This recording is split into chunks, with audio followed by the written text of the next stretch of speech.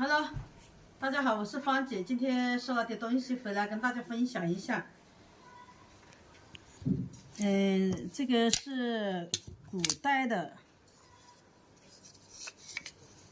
木匠的尺子啊，是木头的，木匠用来量东西的啊。这个上面还有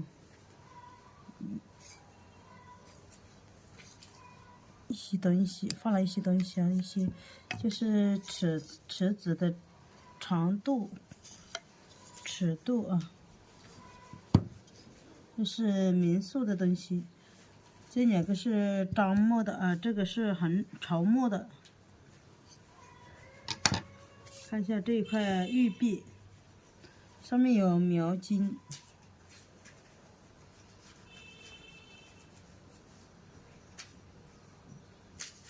有点磨损啊，是一块老玉璧，比较大，使用痕迹明显啊，有磨损。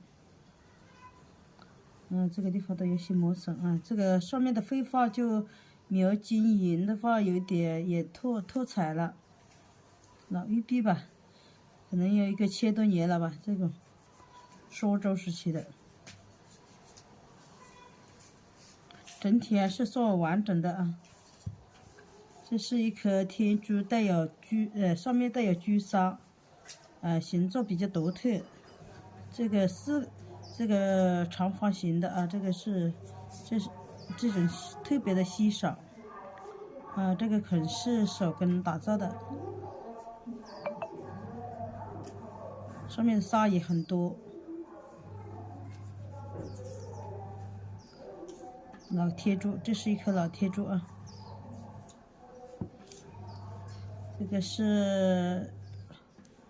是琉璃的一个毕业服，上面这个上面这个插的那个没有了啊，它是镂空雕的，可以转动，工艺很好啊。这要转的话，这边都动啊，这里就不动，中间这里它是镂空雕的商业工。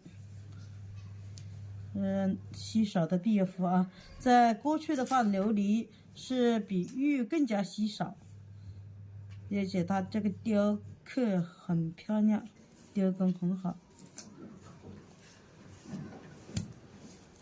看一下这个碧玉的一个扳指啊，刚好我的手指戴可以，这个女士的话手指大的也可以戴啊。